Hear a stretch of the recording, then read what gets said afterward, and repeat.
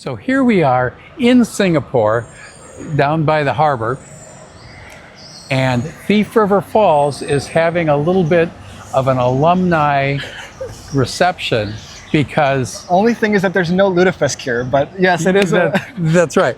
So I say Thief River Falls. Normally we say northern Minnesota. That happens to be the town that we are both from, and we have something a little in common, and we tend to travel quite a bit. A lot, yeah, quite a bit. Of course, we know me as Phil McKenzie because we're going to put this on our YouTube channel. This is the famous YouTuber, Brayden Drevlow. I think famous is a very generous statement.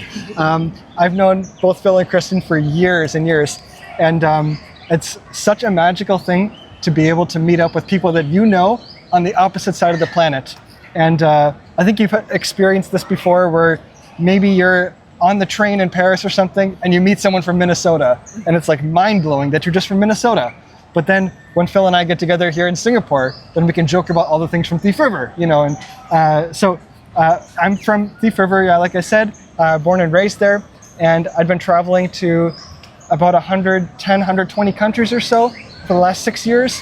I'm 28. My college degree is in piano performance, and that's actually how I first got to meet Phil years and years ago. Yeah, I think we did musical things when Brayden was still in high school. Yeah, I was a fresh little 14-year-old, 15-year-old kid or something like that, and I will never forget the generosity of a guy like Phil, because Phil was the oboist, I can never say oboist, for the Grand Forks Symphony. And so he had invited me to come and play violin with the symphony. And that was such a kind gesture to such a young musician to start to get some really great experience playing with a bigger ensemble. And I'll never forget that maybe a year or two later, when it came to having my very first time performing with the symphony, I'm this fresh 15-year-old kid playing a piano concerto, and Phil gave me probably one of the most important gifts a musician can ever receive in their life. The most important gift for a musician is a proper bow tie. And not only did he give me a proper satin bow tie, but he also taught me how to tie it. And Phil, I don't know if I ever told you, but for the years, this is news. For the years leading after this, like as I was driving to every concert, playing with other symphonies, playing as a violinist, playing as a pianist, that I would be driving to these places. This was before smartphones were a big thing. And I would be sitting in the car for an hour or an hour and a half and just practice tying the bow tie and then let it undo it. Tie the bow tie, undo it, and just doing everything completely without even looking at it. And I think Phil was the one that had said, if you're a proper musician, you should know how to tie your own bow tie. That's right. I applaud that sentiment so much. And so if I never said thank you as a fresh little kid, I tell you, thank you as an adult. You changed my life for that. Oh, for bow ties. Bow ties are very important for any properly attired man. Absolutely, and yeah. One should be able to tie one's own bow tie. What do you say? And especially as we're musicians. And the reason we're having this conversation and we can connect in the middle of another part of the world is that we have sort of a musical language in addition to like normal people language too. Yeah. But that was one of the things. I said, you're going to be wearing this black bow tie a lot. You better be able to tie it. Yeah. So that was always my advice. And yes, you could do it with your eyes closed. Yeah, exactly. Yeah, exactly. It's just a thing. And so I'm wondering, Phil, for a lot of your traveling, what inspires your travels? We love, of course, Kristen and I are always together when we travel. And to see that there are variations on the edge, but we are all the same. Mm-hmm.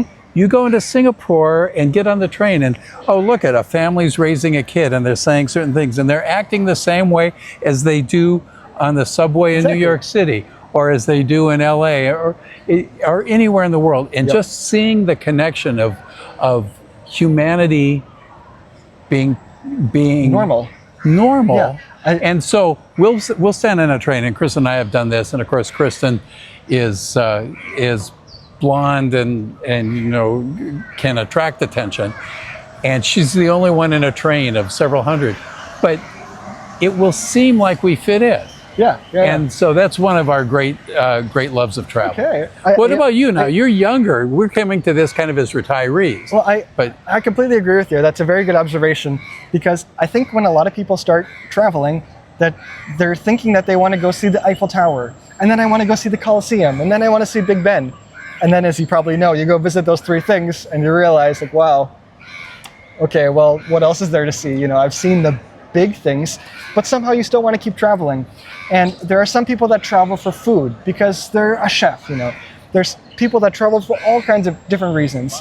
And when I started traveling, it was chasing adventures because I mean, I love my home. I absolutely love my home. Don't forget that. But my home is also very, how do we describe it?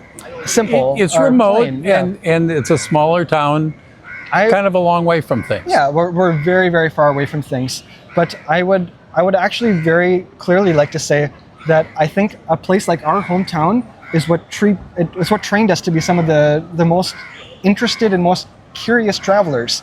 Because if you've ever thought about this, I think about this quite a bit, that people from northern Minnesota, where it's very, very flat, you know, we're very excited to see anything. A mountain, a hill, like I'm so excited to see a mountain. You know, we don't have the ocean. We're very close to the geographic center of North America. And so seeing the ocean is mind-blowing to us, you know. And then of course the weather. I mean, we experience everything from -40 all the way up to +100, you know. And so that being said, someone from Minnesota, you can pick us up and drop us off in just about any country and we can get along with the weather. Yeah. We know how to dress for this. We know how to deal with August heat, you know. The only thing that we don't get is the crazy humidity. Well, actually, we still get that in Minnesota. But so I think people from our hometown, we've been really trained to be a traveler, really good for all capacities. Then I started to understand the exact same idea that you mentioned, that it's intriguing to see what normal looks like in different countries.